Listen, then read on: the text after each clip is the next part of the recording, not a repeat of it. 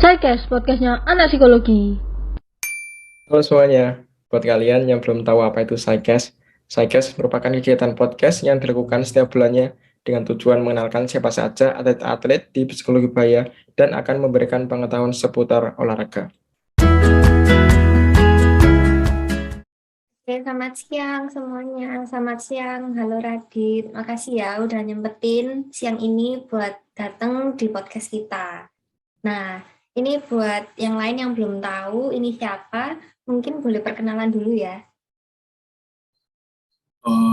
Halo, kenalin nama saya Imadi Anandara Raditya Cipta Dama dari Fakultas Psikologi. Kalau boleh tahu Radit ini angkatan berapa ya?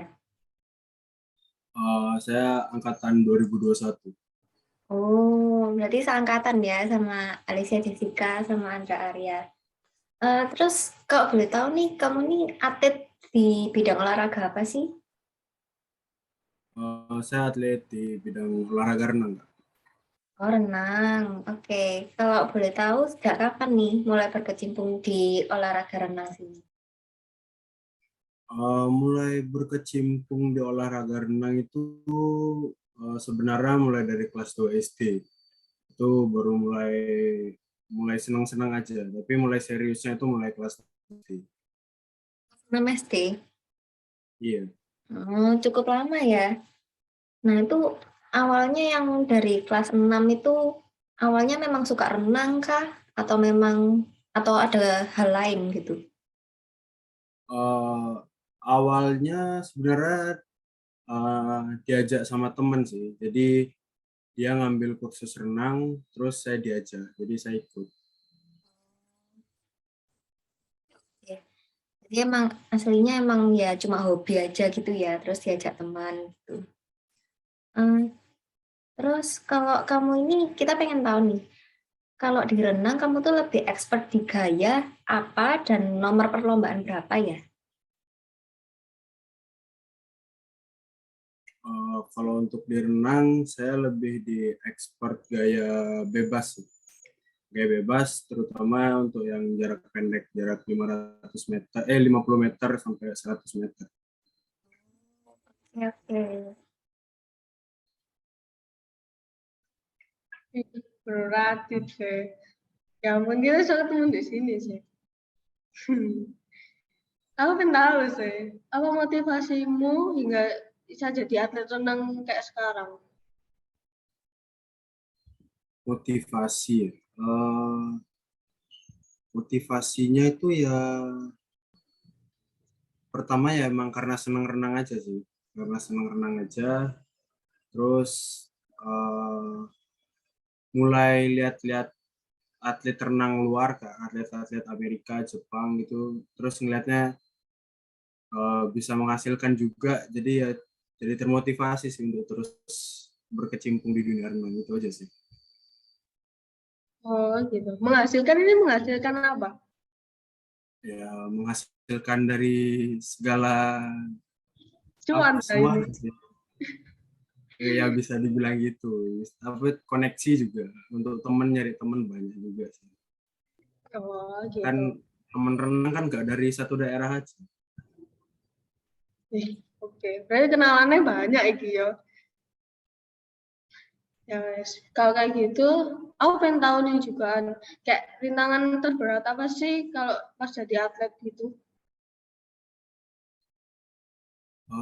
Rintangan terberat untuk jadi atlet, eh, bagiku personal itu di pembagian waktu sih. Pembagian waktu apalagi sekarang kan masuk kuliah. Di pembagian antara jadwal latihan sama jadwal kuliah tuh ngaturnya agak susah. Itu sih yang paling berat menurut. Oh gitu. Nah, terus kalau kamu sulit bagi waktu gitu, sempat stres atau enggak sih? Eh, Kalau susah iya, tapi nggak sampai stres sih. Soalnya kan untuk bagi-bagi waktu itu kan konsultasi ke pelatih juga, konsultasi ke teman-teman lain yang udah senior-senior gimana cara bagi waktunya gitu. Jadi lebih ke susah aja sih, tapi nggak sampai stres. Oh, berarti masih bisa ke-handle ya. Masih bisa Oke. handle. Ini aku sekarang mau kasih tahu nih, aku ada informasi buat mungkin Radit belum pernah ngalami stres, tapi teman-teman yang lain yang mendengarkan mungkin pernah. Jadi aku mau ngasih beberapa informasi nih. Jadi menurut Firdaus pada tahun 2012 ada beberapa hal yang dapat dilakukan untuk mengelola stres. Yang pertama, sadar adanya stres. Yang kedua, analisa apa yang menjadi stresor dan tindakan yang mungkin dilakukan. Yang ketiga, bersikap positif. Yang keempat, terapi tingkah laku. Yang kelima, istirahat yang cukup. Yang keenam, mengelola sesuatu dengan lebih baik. Yang ketujuh, lakukan kegiatan yang bersifat rekreatif. Nah, yang kedelapan, bantuan pihak lain. Dan yang kesembilan adalah memperkuat kepercayaan kepada Tuhan.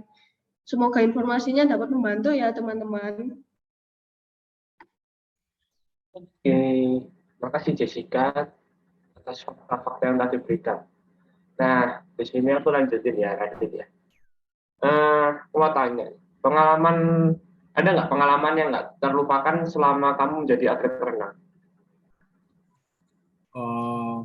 Pengalaman nggak terlupakan ya. Ya, Kalau mungkin waktu aku kelas 2 SMP, ya kelas 2 SMP. Jadi itu pertama kali diajak lomba ke luar negeri sama pelatih kan. Pertama kali diajak lomba ke luar negeri, belum tahu sistemnya gimana, belum tahu pesaingnya siapa aja, kan agak nervous soalnya kan yang kita tahu atlet-atlet luar negeri itu kan ternyata hebat-hebat semua, apalagi yang belum pernah kita lihat sama sekali, itu yang paling bikin nervous. Tapi akhirnya ada satu nomor gitu yang ikut lomba, masuk final, sampai akhirnya puji Tuhan dapat medali emas gitu sih. Itu yang paling nggak terlupakan sih. itu lomba apa? Event apa? Itu eventnya itu Singapore National Age Group. Jadi lomba antar kelompok umur tapi di Singapura. Itu berarti dari berbagai negara kan? Harusnya. Iya, mewakili negara. Menurutmu ada yang paling berat nggak dari satu negara gitu, negara mana gitu? Kalau sejauh ini yang paling berat yang pernah aku lawan itu Jepang sih, Kak. Jepang. Soalnya kan mereka nggak semuanya menang postur, tapi kalau untuk dari tenaga sama daya tahan mereka nomor 1 sih. Nggak nih, Radit. Ada senang dan susahnya nggak sih? Senang dan sedihnya terkait jadi atlet renang. Kalau senang sama susah ya, yang pertama senang dulu deh. Kalau senangnya jadi atlet renang itu kita bisa kenal sama orang dari daerah lain, kita bisa memperluas koneksi juga. Terus kalau aku sendiri sih senangnya bisa kalau misalnya kita masuk tim Indonesia atau tim Bali, kita bisa keluar daerah lain di Indonesia ataupun luar negeri tanpa kita harus keluar biaya sendiri. Itu sih yang menurut gue senangnya. Tapi kalau susahnya ya kita nggak bisa jadi kayak anak-anak remaja lainnya. Kalau misalnya anak-anak remaja lain mungkin habis kuliah mereka nongkrong atau mereka kumpul-kumpul sama teman. Kalau aku biasanya habis kuliah langsung latihan. Terus kalau misalnya hari libur, yang lain bisa jalan-jalan, aku malah harus pakai waktu itu untuk latihan atau untuk istirahat. Itu aja sih. Jadi harus mengorbankan waktu yang banyak lah ya buat fokus ke latihan memang. Ya, ya pesan dari aku sedikit untuk Radit ya, semangat aja lah. Soalnya kan memang Ya itu udah harus konsekuensinya atlet nggak sih? Soalnya buat latihan terus. Iya. Terus nah, kan tadi kamu udah bilang kan Kak, kesibukannya kan kelas latihan. Nah, cara kamu bagi waktu untuk itu gimana? Kalau cara aku bagi waktu itu sih konsul ke pelatih dulu ya. Konsul ke pelatih dulu. Mungkin caranya kayak jadwal kuliahnya aku kasih ke pelatih. Terus nanti dari sana mungkin pelatih yang bikin jadwal entah kapan harus latihan, mungkin sebelum sebelum kuliah atau setelah kuliah. Nah, terus nanti kita lihat bareng-bareng cocok atau enggak. Kalau misalnya ada yang nggak cocok diperbaiki. Kalau misalnya emang udah klop atau emang udah cocok, kita jalan bareng-bareng. Itu sih, Kak. Oh, berarti jadwalnya itu bukan jadwal tetap kan ya berarti untuk latihan. Eh, kalau untuk saat ini sih bisa dibilang ya kayak jadwal menyesuaikan gitu. Hmm. Kalau setahuku nih diinfoin sama Jessica, kamu kalau nggak salah ikut apa tim Asian School Games nggak sih? Iya, Kak, ikut tim Nah, Asian School Games. nah, untuk aku sendiri mungkin sama teman-teman yang dengar podcast kan belum tahu ya tim Asian School Games ini gimana. Boleh diceritain mungkin? Jadi Asian School Games ini event olahraga, gak renang aja. Jadi ada basket, ada sepak bola, ada karate, dan lain-lain. Antar eh, pelajar seluruh Asia Tenggara di bawah 17 tahun. Ya bukan kayak di bawah 17 tahun gitu sih. Yang penting masih SMA gitu aja. Di antar pelajar mau SMP mau SMA se-Asia Tenggara gitu. Kamu jadi pesertanya kan? Iya, saya jadi pesertanya. Itu kapan memang kira-kira pelaksananya? Kalau yang aku ikutin kemarin sih 2019 kan. Jadi itu setiap tahunnya ada, tapi aku kemarin itu masuknya 2019. Oh, berarti udah terlewat ini. Udah lewat. Oh, itu gimana? Kamu meraih juara atau?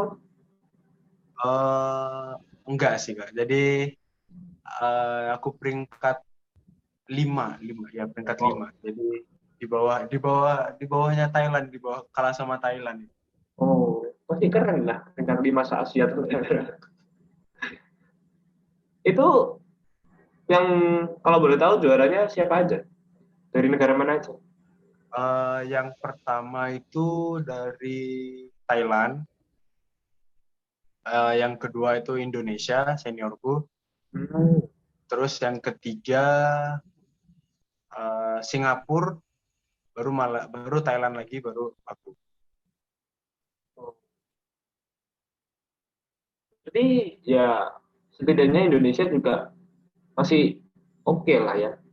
Ya, untuk di apa kelas pelajar Indonesia oke banget sih. Hmm. Oke, oke. Kongres, kongres. Juara peringkat 5 itu masih bagus lah menurutku. Terima kasih.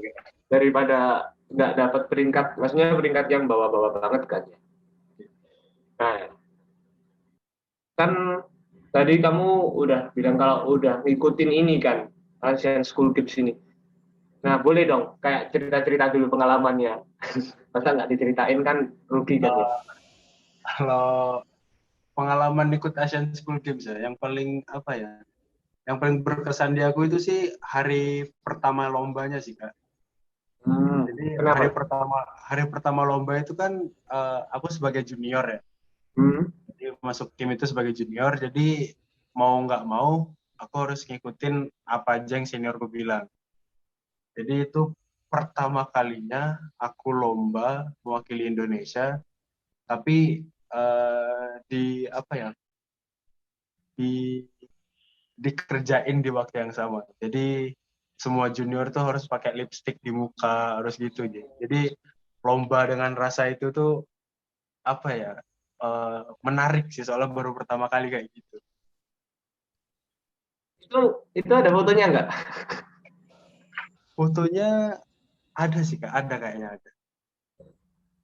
Boleh dong nanti dikirim ke Jessica. Siap Kak, siap Kak. Oke, makasih Radit. Iya. Oke, Radit, mungkin dalam tim ASEAN 10 Games itu ada nggak negara yang paling hebat? Mungkin tadi kayak Jepang, ataupun Singapura, ataupun Thailand.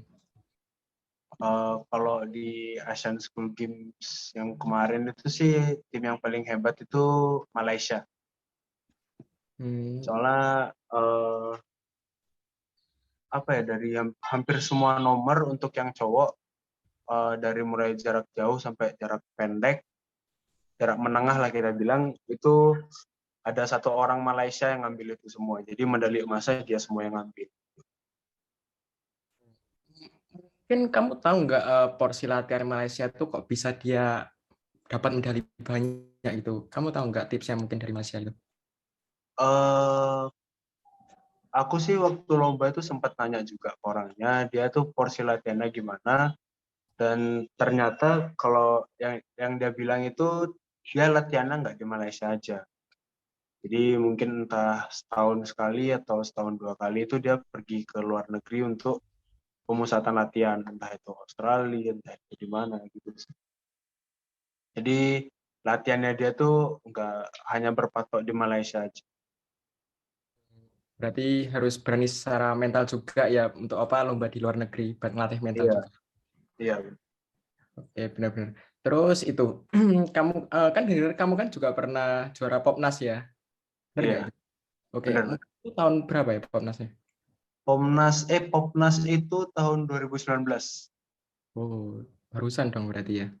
Iya. Oke, bisa dijelasin nggak Popnas itu apa sih? Terus kayak mungkin dari seleksinya, terus nanti di juaranya itu, mungkin bisa ceritain deh.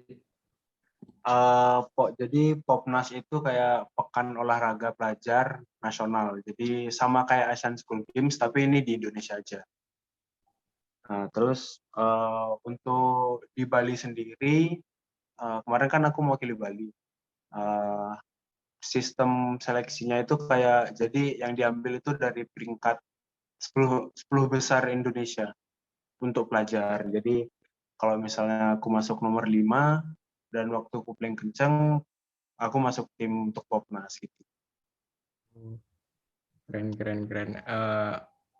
Terus kamu kan tadi juara-juara berapa, Dit? Nggak boleh tahu di Popnasnya. Juara 3 50 meter gaya bebas. Oke, bebas. Oke, mungkin kamu bisa ceritain deh kesannya kamu saat juara itu, terus saat kesan ikut lombanya itu, apalagi Popnas itu. Ya. Kalau kesan waktu dapat juara itu lumayan lumayan kaget ya, lumayan kaget soalnya kalau dibilang aku itu masuk di seri yang bukan seri unggulan. Jadi aku nggak ikut berkompetisi dengan orang-orang yang diproyeksikan untuk medali gitu, yang diprediksi untuk medali. Jadi aku ya lombanya sama yang lain-lain.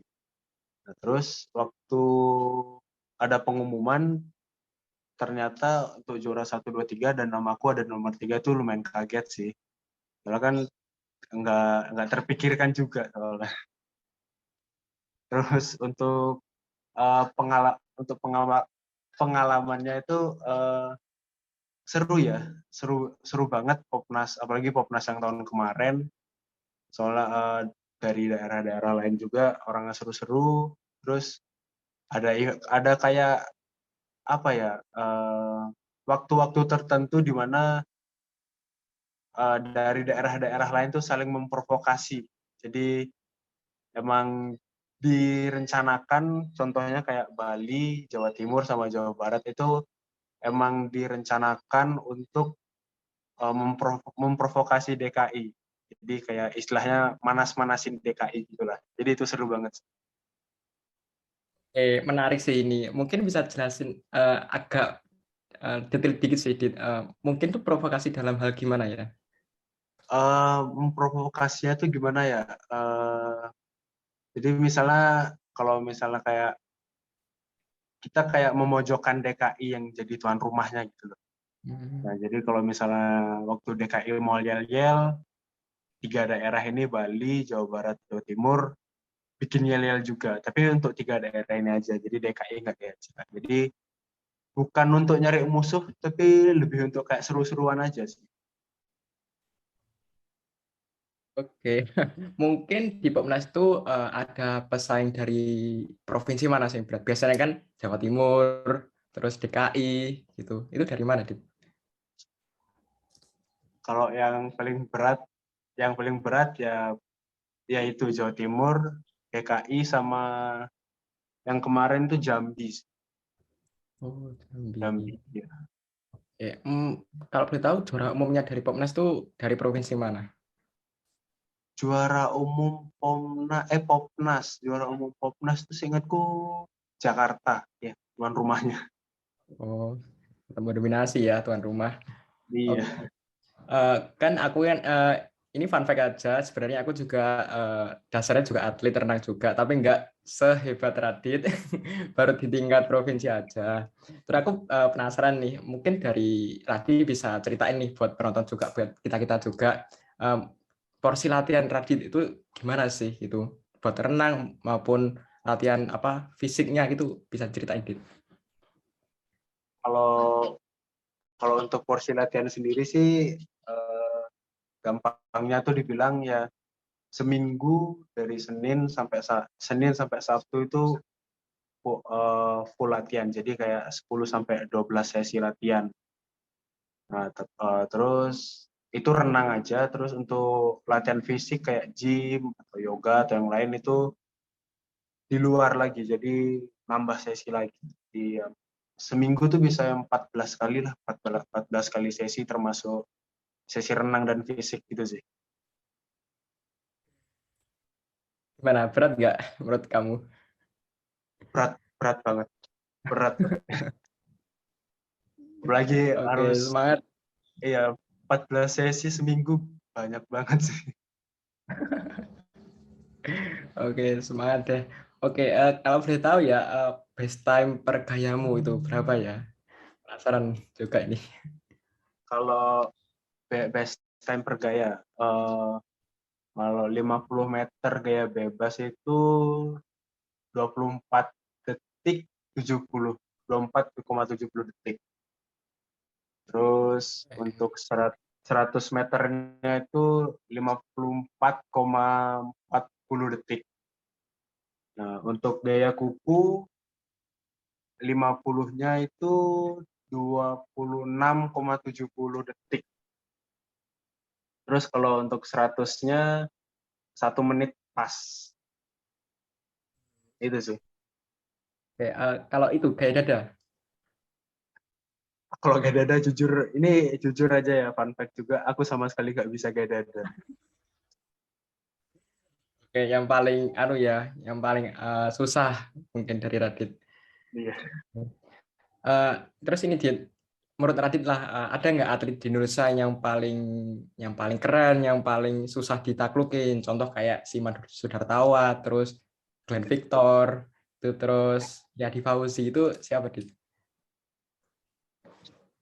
Kalau menurutku atlet Indonesia yang paling keren itu Glenn Victor sih. Ya, kalau personal aku sendiri sih Glenn Victor. Ya, kenapa? Kok bisa Glenn Victor itu? Apa ya? Soalnya kan dia kan jarak renangnya dia sama renang kan sama-sama jarak pendek sprint gitu, sprinter. Nah, terus dengan prestasinya dia yang kemarin SEA Games dan di umur yang bisa dibilang udah tua lah ya, 33 tahun, bisa nyetak rekornas lagi tuh keren banget. Jadi mulai dari situ jadi idola banget sama Glenn Victor gitu. Oh, keren. Mungkin dari atlet internasional nih. Tadi kan sempat lihat-lihat atlet dari luar negeri itu siapa, Dit? Atlet luar negeri ya, inspirasiku tuh yang pasti Michael Phelps dari Amerika. Iya. Kenapa itu? Soalnya apa ya? Awalnya tuh aku cuma dikasih tahu sama papaku sih. Jadi kalau misalnya kamu mau renang, coba kamu lihat Michael Phelps, coba lihat ini. Tapi aku sama sekali cuma tahu namanya tapi nggak tahu kisahnya. Terus akhirnya coba nonton, coba baca-baca, lihat kisahnya dia, apalagi di Olimpiade Beijing kemarin, keren sih itu. Soalnya bukan jarang lagi sih, hampir nggak ada orang yang bisa dalam satu game Olimpiade itu 8 emas, 8 rekor itu hampir nggak ada sih. Itu sih yang Bang bikin dia minat sendiri. bola. Ya? Iya. Ini kan setahu aku terutama di Jawa Timur ya kan aku juga sering ketemu sama atlet senior juga. Itu kamu pakai teknik bekam nggak ya di punggung gitu? Eh, kalau aku bekam itu enggak sih. Kalau aku misalnya ada nggak enak badan atau nggak enak di otot-otot itu lebih milih ke massage sih. Jadi bekam itu nggak pernah. Oke, oke lanjut nih.